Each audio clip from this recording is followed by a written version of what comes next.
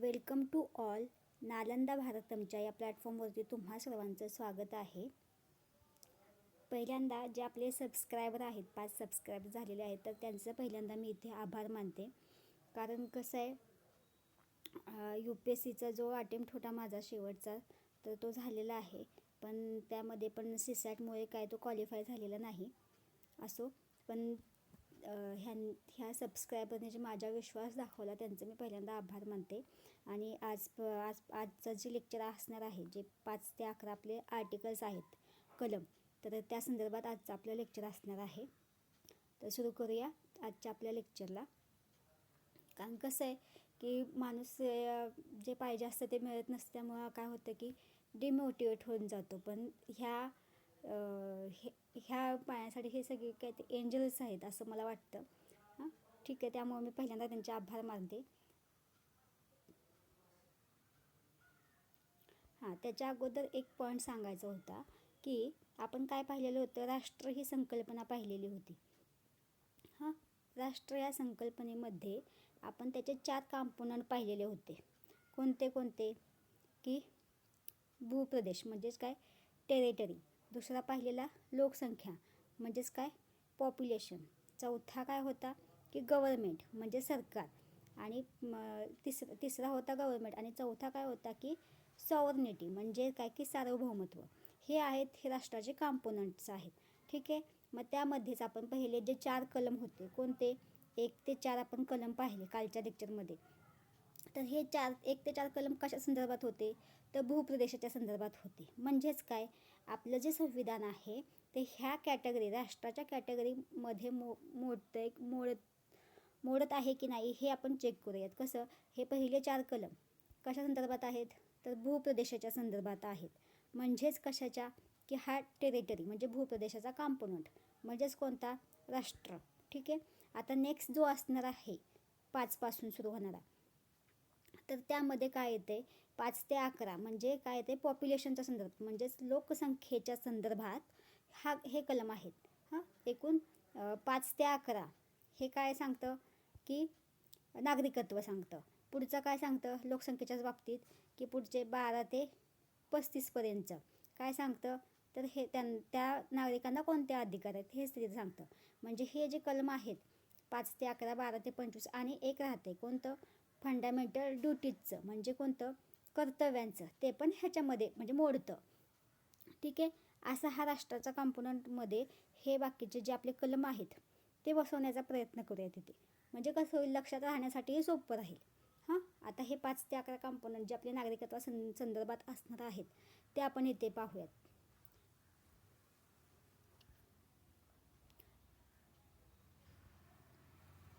त्याच्या अगोदर कालच्या लेक्चरमध्ये आपण काय पाहिलेलं होतं, ते 1 ते 4 कलम पाहिलेले होते. आता हे कलम तुम्हाला आठवत असतील तर त्याची एक थोडीशी रिव्हिजन करूया. तुम्हाला सांगितल्याप्रमाणे तुम्ही असं केलं असेल असं मी गृहीत धरते. काय की पहिलं कलम, दुसरं पुढं तिसरं, आणि हे चौथं असं तुम्हाला लिहायला सांगितलेलं होतं. आणि पुढे काय केलं, आता हे एक पहिल्या कलमामध्ये किती आहेत सब कलम, 1 2 3 हे आपण पाहिलेले होते. आता हे कशा संदर्भात होते, नाव आणि भूप्रदेश. दुसरं काय त्यामध्ये यादी होती. तिसऱ्यामध्ये काय होतं, प्रकार होता. ठीक आहे, प्रकार ते संघराज्याचं क्षेत्र कोणतं आहे ते त्यामध्ये होतं. फर्स्टमध्ये नाव आणि प्रकार होता, दुसऱ्यामध्ये यादी, आणि जे काय तिसऱ्यामध्ये आहे ते अधिकार क्षेत्र कुठलं आहे ते होतं. दुसऱ्या कलमामध्ये काय होतं की जे परकीय क्षेत्र आहे जर ते भारताने घेतलं तर त्या संदर्भातलं होतं. आणि हे कलम 3 जे आहे ते भारतामध्ये ज्या राज्यांचं नाव बदलणे असेल किंवा त्यांच्या सीमा बदलणे असेल तर त्या संदर्भात हे तिसऱ्या कलमात होतं. हे आपण पाहिलं. आणि अजून काय होतं की जे विधेयक आपण मांडतो राज्याच्या पुनर्निर्मितीसाठी किंवा नवीन जुन्या राज्यामधून नवीन राज्य निर्मिती करण्यासाठी किंवा 2 राज्यांचं मिळून एक राज्य बनवण्यासाठी, तर तेही प्रोसेस आपण पाहिलेली होती.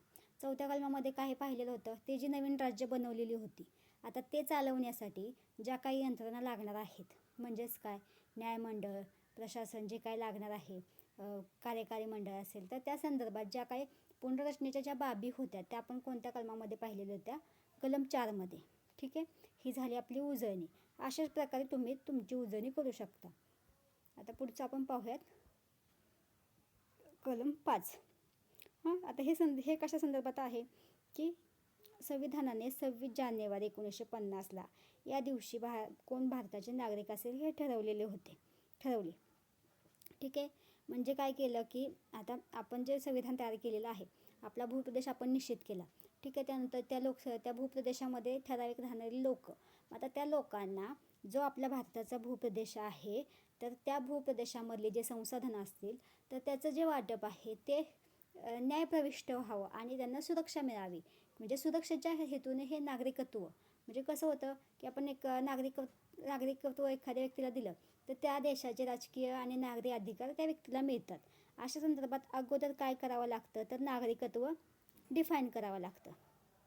म्हणून हे आपल्याला संविधानाने नागरिकत्वाचे जे काही कलम आहेत ते पहिल्यांदा इथं दिलेले आहेत.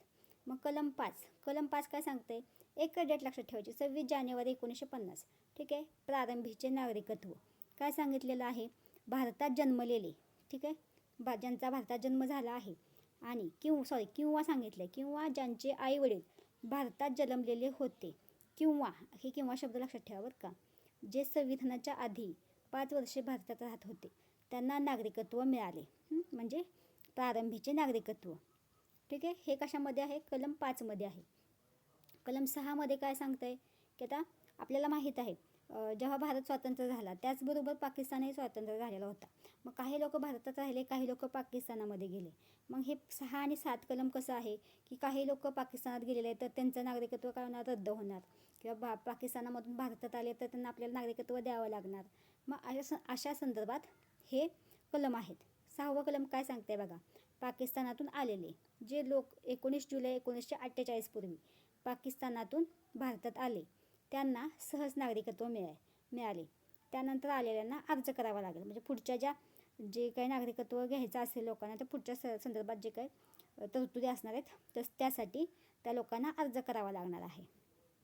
पुढचं काय आहे सांगते कलम 7 काय सांगते, पाकिस्तानात जाऊन परतलेले 1 मार्च 1947 नंतर जे पाकिस्तानात गेले पण नंतर भारतात कायमचे परत आले आणि त्यांना काही अटींवर नागरिकत्व दिले गेले. म्हणजे पहिले आहेत ते पाकिस्तानातून आलेले परत पाकिस्तानात जाऊन परत माघारी आलेले, अशा टाईपमध्ये हे 2 कलम आहेत.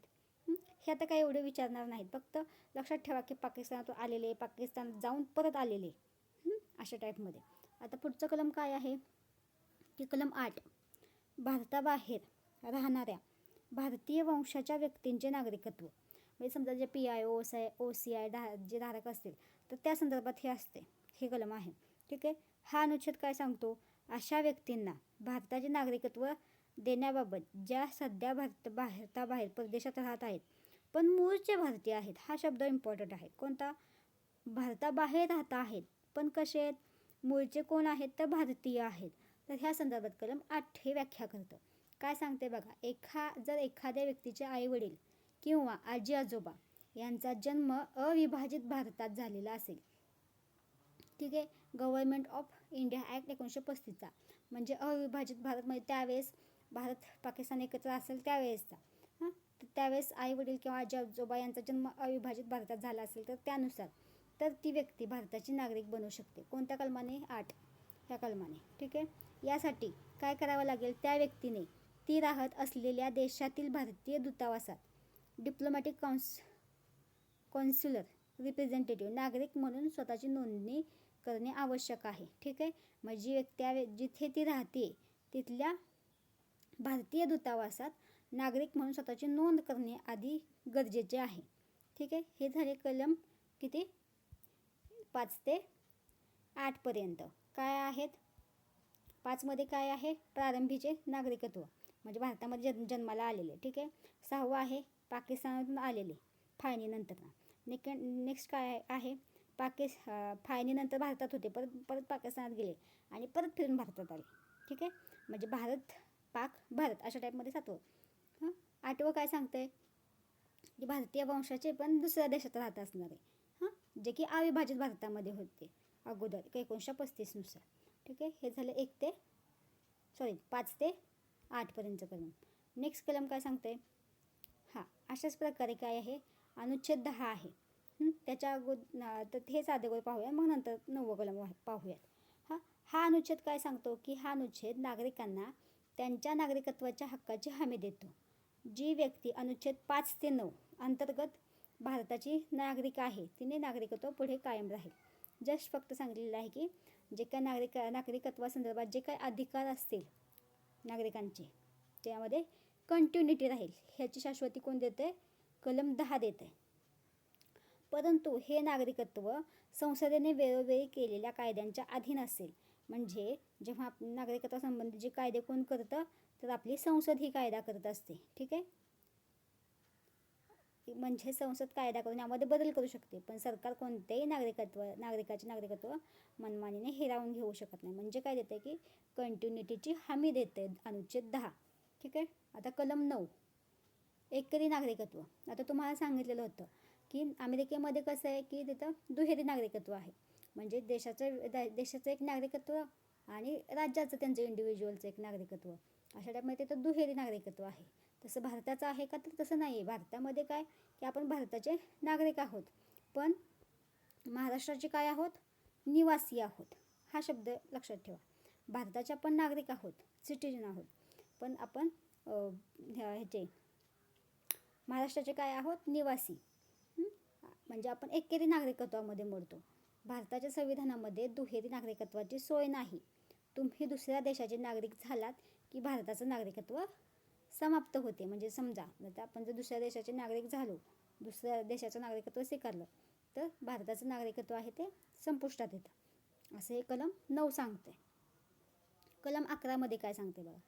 आता जसं कालच्या लेक्चरमध्ये आपण काय पाहिलेलं, 1 ते 4 कलम पाहिलेलं, तर त्या संदर्भात काय सांगितलेलं होतं की सगळे अधिकार कोणाला दिलेले होते? तर आपल्या संसदेला दिलेले होते. मग अशाच प्रकारे अधिकार जे आहेत हे सुद्धा अधिकार आपले कोणाला दिलेले आहेत? संसदेला दिलेले आहेत नागरिकत्वासंदर्भात. म्हणजे हे दोन्ही 1 ते 11पर्यंतचे जे काय अधिकार क्षेत्र आहेत ते कोणाच्या अधिकार क्षेत्रामध्ये येतं? संसदेच्या, म्हणजेच गृह मंत्रालयाच्या अधिकार क्षेत्रात येतं. हे इम्पॉर्टंट आहे. म्हणजे हा सुरक्षेच्या बाबतीमध्ये आहे. एक आहे की भूप्रदेश डिफाईन करायचा आणि दुसरं काय की नागरिकत्व द्यायचं. नागरिकत्व द्यायचं. कोणाला नागरिकत्व द्यायचं ते ह्या संदर्भात येतं. गृह मंत्रालयाच्या अखत्यारीत येतं. संसदेचा अधिकार. संविधानाने भविष्यात नागरिकत्वाचे कायदे बदलण्याचा संपूर्ण अधिकार कोणाला आहे? संसदेला. ठीक आहे. आता इथून पुढचं जे काय आपण झालेलं आहेत, म्हणजे जे काय आत्तापर्यंतचे जे ह्याच्यामध्ये संसदेने वेळोवेळी काय केलेलं आहे? अमेंडमेंट केलेले आहेत, संशोधनं केलेली आहेत. आणि प्रत्येक वेळेस नवीन संशोधन करून काय केलेलं आहे की नागरिकत्व कोणत्या पद्धतीने प्राप्त करू शकतो हे डिफाईन केलेलं आहे. तर त्या संदर्भात कोणता कायदा आहे इथं की 1955चा कायदा. हा आपण नेक्स्ट पाहणार आहोत. कोणता?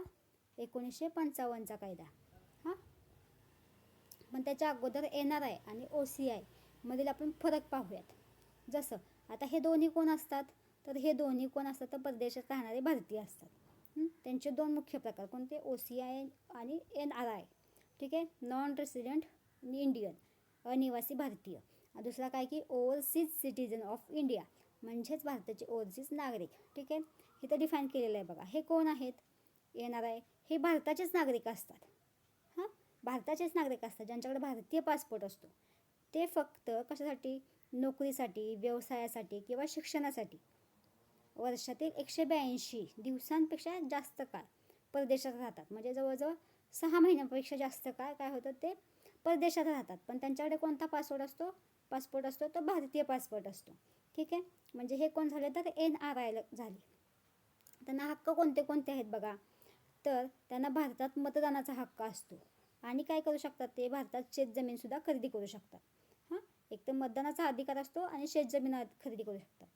पण त्या संदर्भात OCI कार्डधारक जे आहेत तर ते कोण आहेत बघा. तर ते परदेशी नागरिक असतात. इथं काय सांगितलं आहे? हे भारताचे नागरिक असतात. हा पॉईंट नीट लक्षात ठेवा. इथं नीट लक्ष देऊन ऐका. काय सांगितलेलं? हे भारताचे नागरिक असतात. हे कोण आहेत? तर हे परदेशी नागरिक आहेत. उदाहरणार्थ अमेरिकेचे नागरिक, ज्यांचे पूर्वज किंवा स्वतः पूर्वी भारताचे नागरिक होते, त्यांना भारतीय OCI कार्ड, ज्याला पूर्वी जीवनभराचा विजा म्हटले जायचे, हे मिळतं. ठीक आहे. ते भारतात कधीही येऊ शकतात. राहू शकतात, नोकरी व्यवसाय करू शकतात. पण त्यांच्यावर बंधने कोणती आहेत बघा. त्यांना मतदानाचा हक्क आहे का, तर नाही आहे. ते निवडणुकीला उभे राहू शकतात तर नाहीत. सरकारी नोकरी करू शकतात का, नाहीत. भारतात शेतजमीन खरेदी करू शकतात का, तर नाहीत. पण येणाऱ्यांना कोणता अधिकार असतो, मतदानाचा आणि शेतजमीन खरेदी करण्याचा अधिकार असतो. ठीक आहे. म्हणजे इथं तुमचा एक मुद्दा क्लिअर झाला असेल की येणारे जे असतात ते भारताचेच नागरिक असतात, पण overseas of citizen of India हे कोण असतात, ते परदेशी नागरिक असतात. ह्यांना कोणता अधिकार असतो, मतदानाचा आणि शेतजमीन खरेदी करू शकण्याचा. आणि ह्यांना असतो का, OCI कार्ड धारकांना तर नसतो. हा इथं मुद्दा तुम्ही क्लिअर करून घ्या.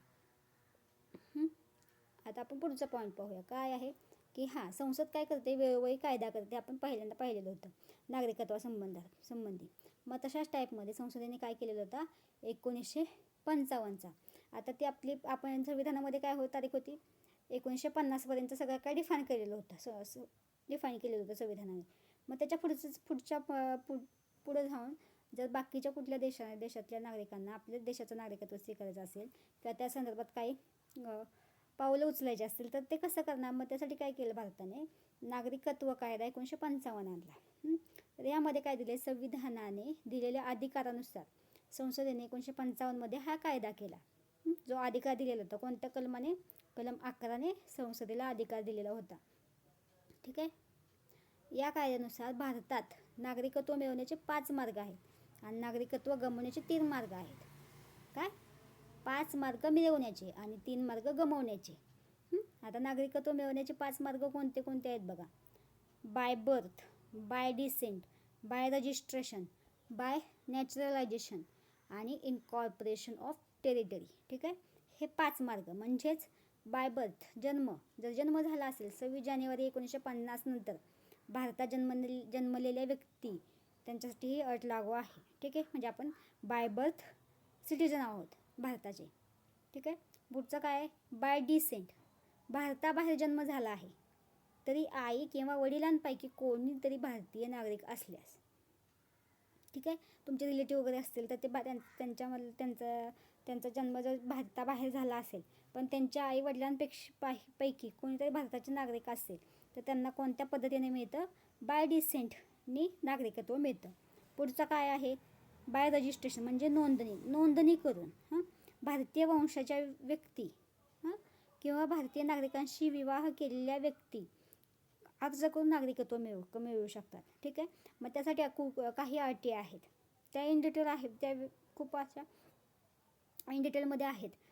मग ते नंतर आपण त्या संदर्भात जर पाहायचं असेल पण एवढं डीपमध्ये कंबाईनला तरी विचारत नाहीत. ठीक आहे. नोंदणीद्वारे एवढं लक्षात ठेवा. पुढचं काय, स्वीकृतीद्वारे म्हणजे काय की नॅचरलायझेशन म्हणजेच परदेशी नागरिक जे भारतात बरीच वर्ष राहत आहेत आणि भारतीय भाषा जाणतात.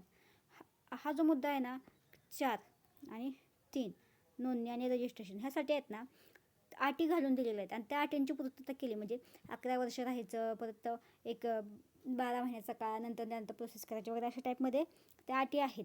त्यांना भाषा यायला भारतीय भाषांपैकी काही एक भाषा यायला हवी. संविधानाप्रती त्यांनी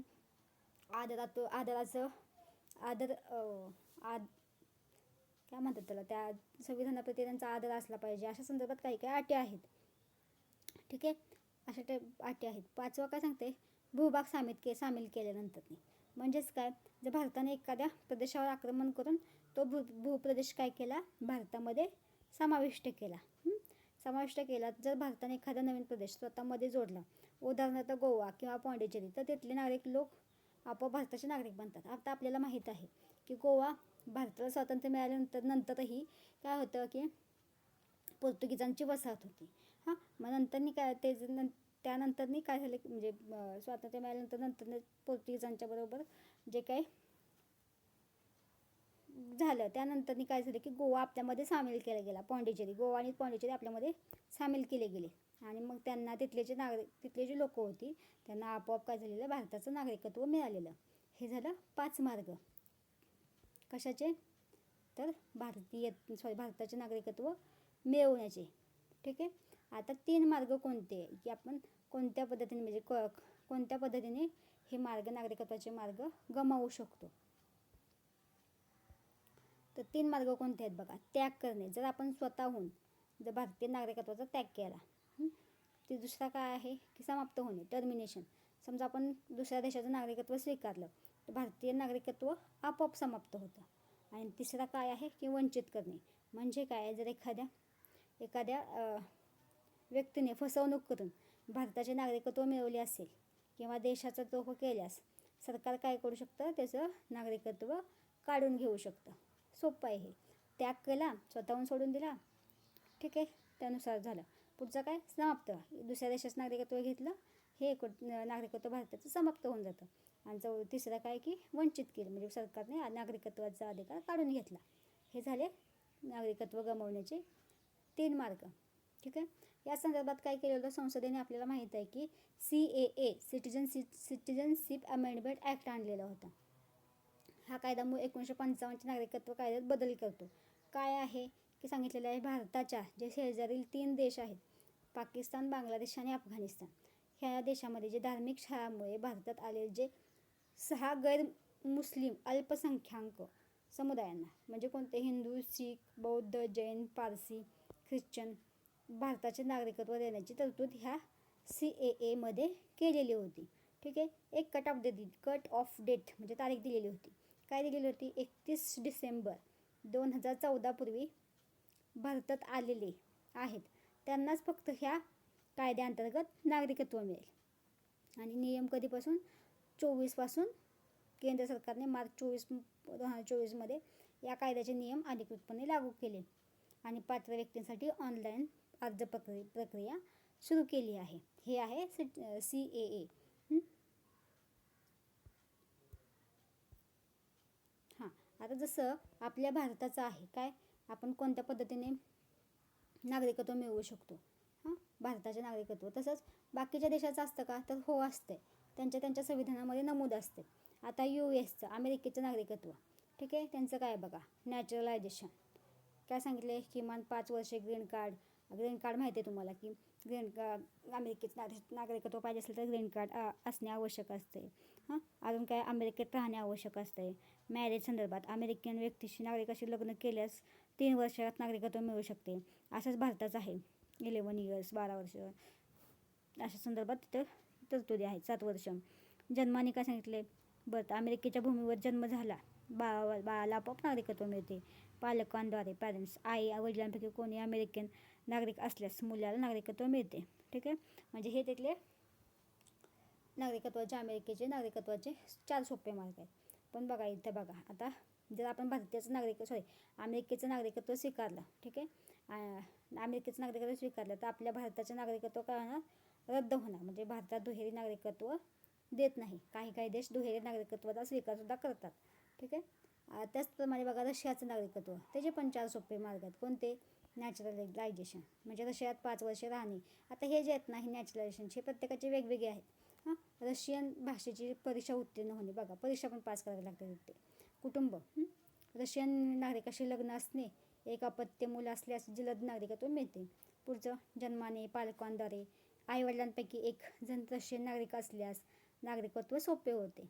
पुढचा, गुंतवणूक, कुशल कामगार, बघा आपल्या ह्याच्यामध्ये पण आहे बघा. जर एखाद्या व्यक्तीने जर चांगलं कामगिरी केली असेल, म्हणजे सामाजिक क्षेत्रामध्ये किंवा ज्याचं काय म्हणतात त्याला, खेळामध्ये वगैरे, ज्या अशा ऑलिम्पिकमध्ये किंवा कोणत्याही प्रकारच्या ज्या काही म्हणजे टॉपला असेल व्यक्ती, तर त्याला इझिली नागरिकत्व आपल्या देशाचं मिळू शकते. ठीक आहे. म्हणजे मदर टेरेसांनी सुद्धा ह्याच प्रकारे आपल्या देशाचं नागरिकत्व घेतलेलं होतं. ते युगोस्लाव्हियाच्या होत्या, त्यांनी आपल्या देशातसुद्धा नागरिकत्व स्वीकारलेलं होतं. ठीक आहे. रशियात मोठी गुंतवणूक केल्यास, हाय स्किल्ड असल्यास नागरिकत्व लवकर मिळते. पण टिप काय आहे बघा इथं, रशियाचे नागरिकत्व घेतल्यास रशियन सैन्यात नाव नोंदवणे बंधनकारक असू शकते आणि भारताचं नागरिकत्व ऑब्विसली रद्द होणार. ठीक आहे. म्हणजे आपण काय काय पाहिलं बघा, हे झालं नागरिकत्व. एक मिनटं,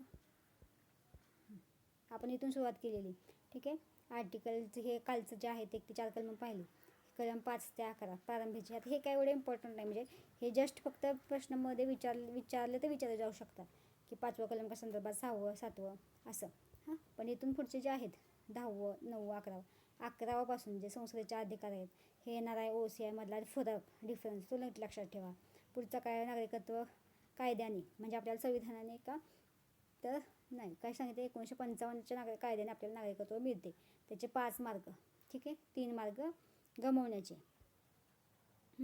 पण CAAचं आणि हे जनरल फक्त सांगितले की आपण आपल्या देशाचं नागरिकत्व जसं प्राप्त करतो तसंच बाकीचे देशसुद्धा त्यांच्या टेरिटरीचे काही काही डिफाईन असेल ना, मग त्या संदर्भात ही गोष्ट आहे. ठीक आहे. मग तुम्हाला सांगितल्याप्रमाणे काल मी सांगितल्याप्रमाणे की आपण एक सिरीज चालू करणार आहोत जी की पर्टिक्युलरली कशासाठी असणार आहे, ॲन्सर रायटिंगसाठी. ॲन्सर रायटिंगसाठी कशाच्या, राज्यसेवेच्या. आणि त्याचबरोबर अजून एक आहे की भूगोल जिओग्राफी ऑप्शनल त्या संदर्भात कोणाला काही डाऊट असेल तर त्यांनी सुद्धा चॅनलशी संपर्क करू शकता. एवढं सांगायचं होतं. ठीक आहे. अजून याच्यामध्ये जर तुम्हाला ॲडिशनल हवं असेल तर तेही कमेंटमध्ये सांगू शकता. आणि खरंच ज्यांनी चॅनलला सबस्क्राईब केलं तर त्यांचं खरंच मनापासून धन्यवाद. कारण त्यामुळेच तर मोटिवेशन मिळतं ना. कारण कोणासाठी आपण बनवतो आहे, व्हिडिओ तयार करतो आहे, तर त्यांचाच आपल्यावर विश्वास असला तर ते अजून मोटिवेट होतं. ठीक आहे. थँक्यू. आणि चॅनलला लाईक आणि सबस्क्राईब, व्हिडिओ आवडला असल्यास तर लाईक आणि सबस्क्राईब नक्की करा.